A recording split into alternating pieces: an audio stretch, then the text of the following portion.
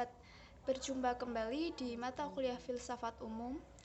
Pada kesempatan hari ini, kami dari kelompok 5 akan mempresentasikan hasil diskusi kami mengenai cabang-cabang filsafat ketiga, yaitu aksiologi. Langsung saja, saya Rizky Lestari. Di sini saya akan menjelaskan tentang pengertian aksiologi dan pengertian nilai. Secara etimologis, aksiologi berasal dari bahasa Yunani kuno, yaitu aksios yang berarti nilai dan kata logos yang berarti teori. Jadi, aksiologi merupakan cabang filsafat yang mempelajari nilai. Dengan kata lain, aksiologi adalah teori nilai. Menurut Surya Sumanti, aksiologi sebagai teori nilai yang berkaitan dengan kegunaan dari pengetahuan yang diperoleh.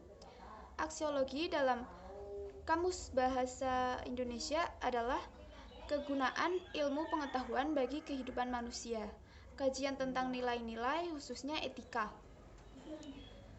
Menurut Jujun S. Surya Sumantri dan Ana Pujiadi, aksiologi adalah ilmu pengetahuan yang menyelidiki hakikat nilai yang umumnya ditinjau dari sudut pandang kefilsafatan.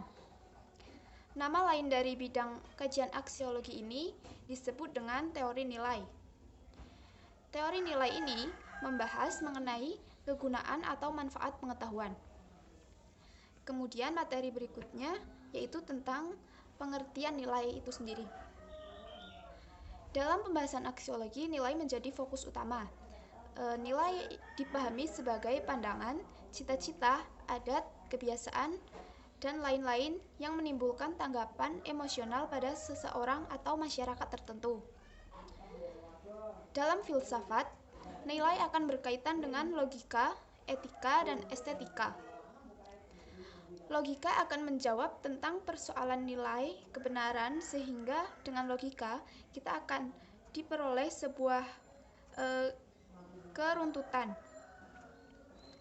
Kemudian etika akan berbicara mengenai nilai kebenaran, yaitu antara yang pantas dan tidak pantas, antara yang baik dan tidak baik. Adapun estetika mengupas tentang nilai keindahan atau kejelekan. Estetika biasanya berkaitan erat dengan karya seni. Sebuah nilai bisa juga bersifat subjektif dan objektif.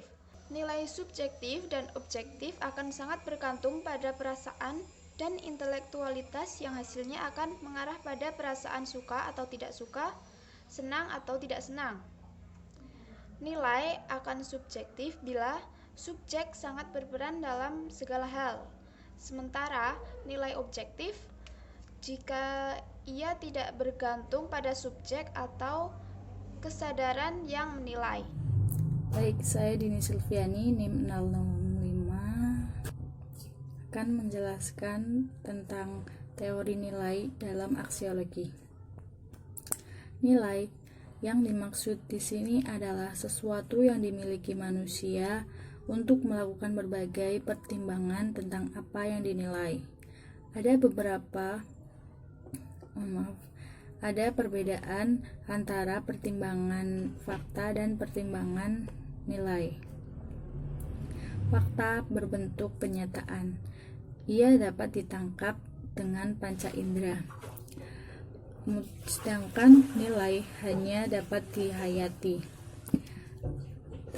Pada dasarnya atau umumnya, nilai itu adalah pertimbangan tentang penghargaan, dan manusialah yang memberikan nilai kepada sesuatu atau fakta sehingga hal tersebut menjadi bernilai atau mengandung nilai. Dilihat dari jenisnya, ada dua bagian umum dari aksiologi dalam membentuk filsafat ilmu, yaitu etika dan estetika. Etika, menurut Connie R. Semiawan, menjelaskan tentang etika itu sebagai the study of the nature of morality and judgment. Kajian tentang hakikat moral dan keputusan atau kegiatan nilai. Selanjutnya, semiawan menerangkan bahwa etika sebagai prinsip atau standar perilaku manusia yang kadang-kadang disebut sebagai moral. Kegiatan menilai, act of judgment, telah dibangun berdasarkan toleransi atau ketidakpastian, bahwa tidak ada kejadian yang dapat dijelaskan secara pasti dengan zero tolerance. Makna etika dipakai dalam dua bentuk arti, yaitu etika adalah suatu kumpulan pengetahuan mengenai penilaian terhadap perbuatan-perbuatan manusia. Yang kedua, etika merupakan suatu predikat yang dipakai untuk membedakan hal-hal perkataan dari manusia atau manusia-manusia lain. Kemudian estetika. Menurut semiawan, estetika dijelaskan sebagai the study of nature of beauty in the fine art, mempelajari tentang hakikat keindahan di dalam seni.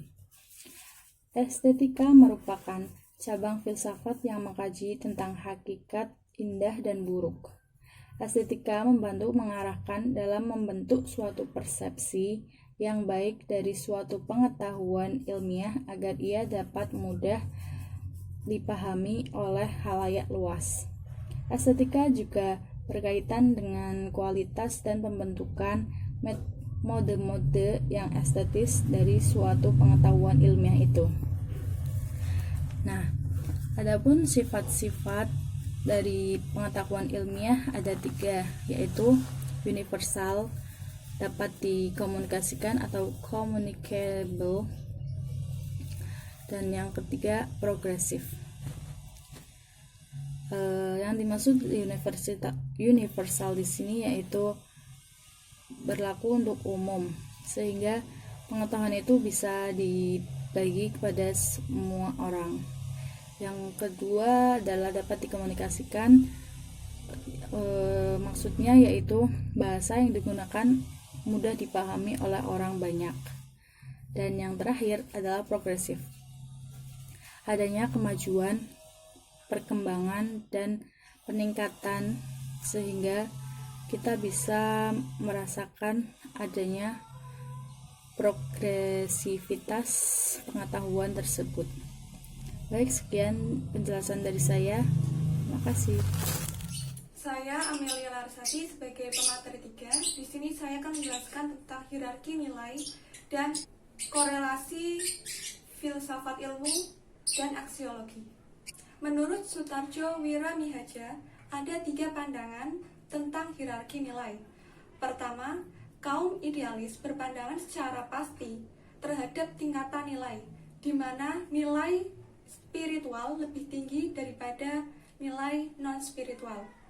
Kedua, kaum realis juga berpandangan bahwa terdapat tingkatan nilai, di mana nilai rasional dan empiris berada di tingkatan atas, sebab membantu manusia realitas objektif dan berpikir logis. Ketiga, kaum pragmatis, yang menolak tingkatan nilai secara pasti.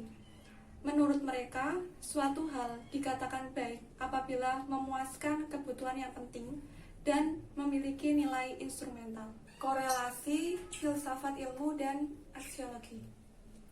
Dalam kaitan antara nilai dan ilmu, baik itu ilmu umum ataupun ilmu agama, tak dapat dibantah lagi bahwa kedua ilmu itu sangat bermanfaat bagi seluruh umat manusia. Dengan ilmu, seseorang itu dapat mengubah dunia. Sejak pertama, ilmu sudah dikaitkan dengan faktor kemanusiaan, di mana bukan lagi teknologi yang berkembang seiring perkembangan zaman, namun sebaliknya, manusialah yang harus menyesuaikan diri dengan perkembangan ilmu, pengetahuan, dan teknologi yang semakin berkembang melampaui perkembangan budaya dan peradaban manusia.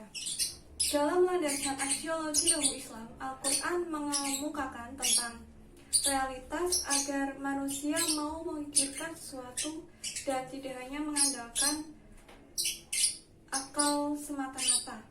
Manusia diajak dan ditantang untuk mengkaji hakikat realitas yang ada, agar kebenaran hakiki dapat dicapai.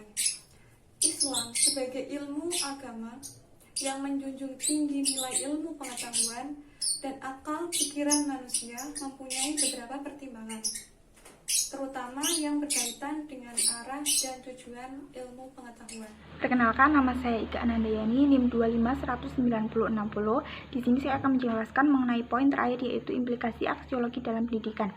Yang pertama, aksiologi dalam pendidikan Islam. Implikasi aksiologi dalam dunia pendidikan adalah menguji dan mengintegrasikan nilai tersebut dalam kehidupan manusia dan membinakannya dalam kepribadian peserta didik. Pendidikan harus memberikan pemahaman atau pengertian yang baik, benar, buruk, bagus, dan jenisnya kepada peserta didik secara komprehensif, dalam arti dilihat dari segi etika, estetika, dan nilai sosial. Ajaran Islam merupakan perangkat nilai, yaitu pedoman hidup secara Islami sesuai dengan tuntunan Allah Subhanahu wa taala. Aksiologi pendidikan Islam berkaitan dengan nilai-nilai, tujuan, dan target yang akan dicapai dalam pendidikan Islam. Sedangkan tujuan pendidikan Islam menurut Buddinata adalah untuk mewujudkan manusia yang soleh, taat beribadah, dan gemar beramal untuk tujuan akhirat. Kemudian yang kedua yaitu aksiologi bagi ilmu dan teknologi. Hasil ilmu pendidikan adalah konsep-konsep ilmu tentang aspek dan dimensi pendidikan sebagai salah satu gejala kehidupan manusia. Pemahaman tersebut secara potensial dapat dipergunakan untuk lebih mengembangkan konsep-konsep ilmiah pendidikan, baik dalam arti meningkatkan mutu atau validitas dan signifikan, atau konsep-konsep ilmiah pendidikan yang telah ada. Kemudian yang terakhir yaitu aksiologi kegunaan bagi praktek pendidikan.